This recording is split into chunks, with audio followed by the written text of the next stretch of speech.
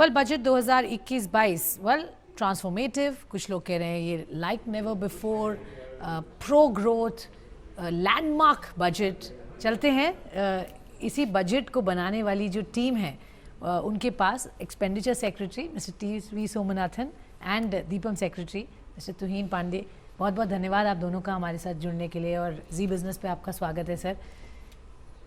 34 lakh crore, almost 35 lakh crore sir, ये खर्चा करना है इस साल, कैसे आएंगे सर पैसे? वो तो मैं तो खर्च करने वाला हूँ। भाई तो आप कैसी तैयारी कर रहे हैं, कैसे एलोकेट करेंगे और ये रियलिस्टिक है sir?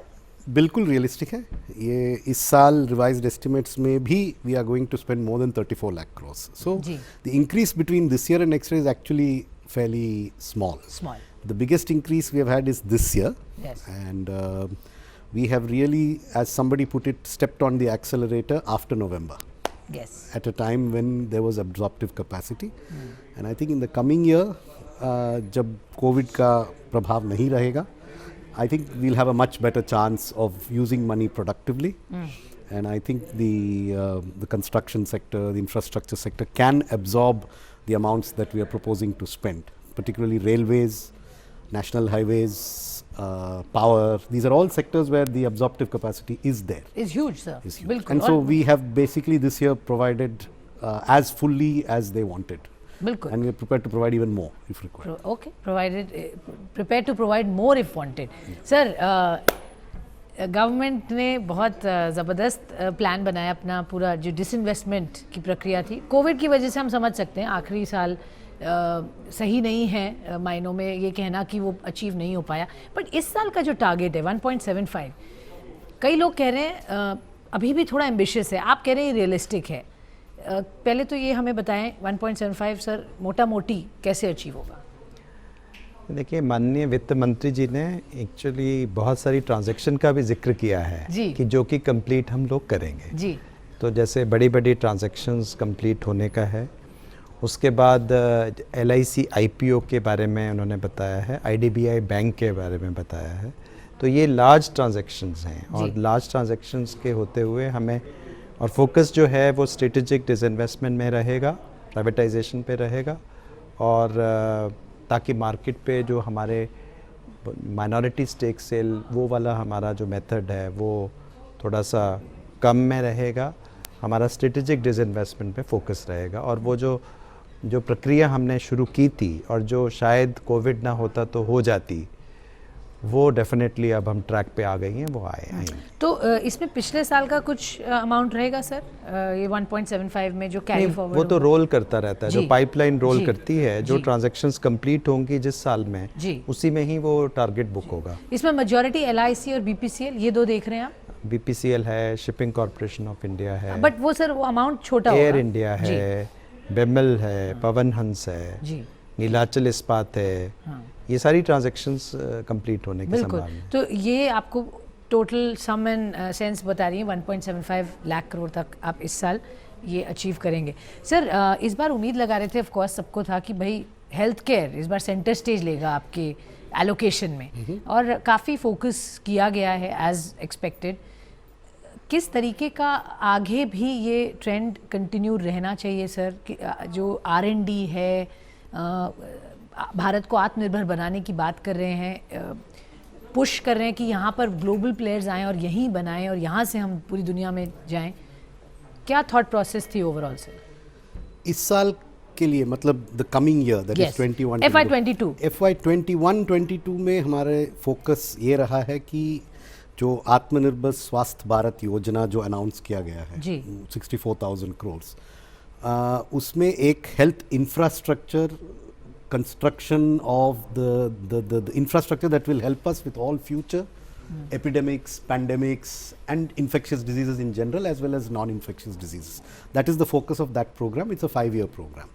But this year's expenditure will also have a big element of the vaccination, which is about 35,000 crores. Yeah. After that, hopefully that will not need to continue into the future years, which will give us a little bit of space to build up further on the core health expenditure. Okay. The other thing that we have done is a huge step up in preventive health costs.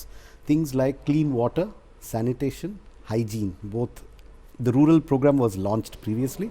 We are now getting into the urban program because WHO studies clearly show that at least in a country like India, in a normal year, when COVID is not here, it's things like diarrhea, malaria, dengue.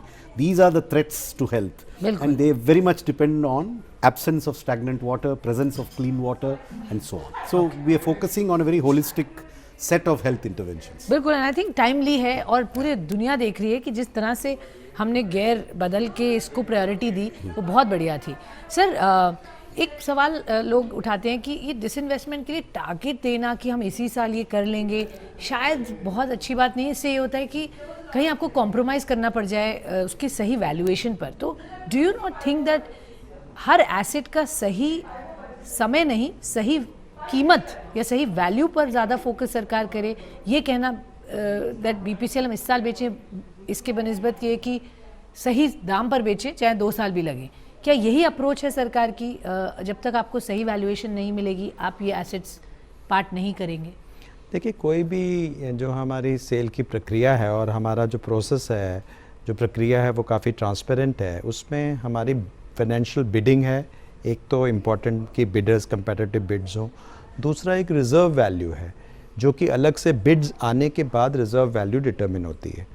तो किसी भी को ये कहना कि उसको under valued बेचा जाएगा वो तो सवाल ही नहीं पैदा होता, वो मिनिमम उतना तो सवाल ही नहीं पैदा होता। लेकिन जो ट्रांजैक्शंस जब चल रही हैं, जो पॉसिबली कंप्लीट होने वाली हैं, अभी ये जो वैल्यू की बात है, यदि आप मुझसे पूछेंगी कि आप इसका ब्रेकअप बताइए तो मैं आपको नहीं बता पाऊंगा, क्योंकि वो वैल्यू अभी डिस्कवर होगी मार्केट में। बिल्कुल, ये एक एस्टिमेट है हाँ। ओवरऑल। अब आप उसको यदि हम कहें कि स्प्लिट करके बताइए इस ट्रांजैक्शन में कितना मिलेगा तो वो गलत होगा, क्योंकि वो तो वैल्यू तो डिटरमिन तब होगी जब बिड्स आ जाएंगी, रिजर्व वैल्यू हो जाएगी स्टेप बाय स्टेप।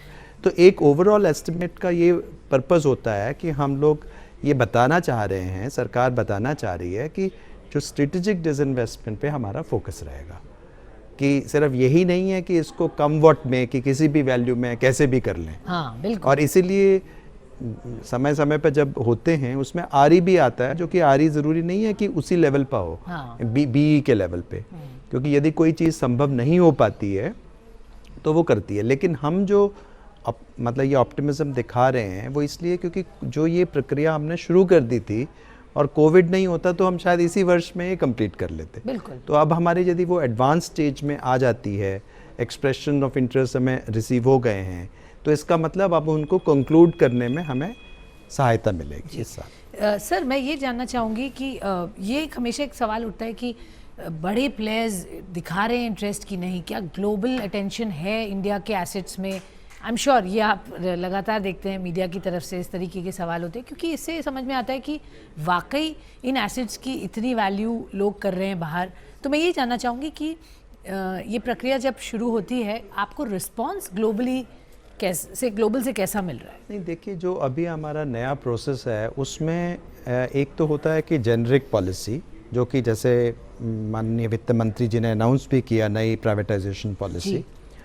दूसरा ये होता है कि जब एक्चुअल ट्रांजैक्शंस हम करते हैं उसमें हमारी प्रक्रिया में हम रोड शोज़ भी करते हैं, और जब ईओआई आता है, ईओआई से पहले हम रोड शोज़ करके इन्वेस्टर्स का एक ओपिनियन जनरली लेते हैं। हमारे ट्रांजैक्शन एडवाइज़र नियुक्त होते हैं, वो एक जनरल स्कैनिंग करते हैं, लोगों से बात करते हैं कि उसमें क्या इंटरेस्ट है, तो तभी वो ट्रांजैक्शन को आगे बढ़ाते हैं। और दूसरा जो अभी हमने देखा है, जब मैं कह रहा हूँ कि डिसइन्वेस्टमेंट ट्रैक पे आया है, कि अब धीरे धीरे काफ़ी इंटरेस्ट बढ़ा है, क्योंकि सीरियसनेस ऑफ द गवर्नमेंट पे भी देखते हैं, और दूसरा जो वातावरण जो बिल्कुल कोविड का जो 6-8 महीने का जो बहुत दिक्कत वाला था, जिसमें स्ट्रेटेजिक डिसइन्वेस्टमेंट में प्रॉब्लम होती, क्योंकि उसमें उनको मैनेजमेंट कंट्रोल लेना होता है। तो वो तो सीरियस बाय है, उसके लिए वो समय देना पड़ेगा, तो उसको देख के ही ट्रांजैक्शन को आगे बढ़ाया जाता है। तो आगे की प्रक्रिया आप दिख रही है कि अच्छी रिस्पांस के पॉइंट ऑफ व्यू से।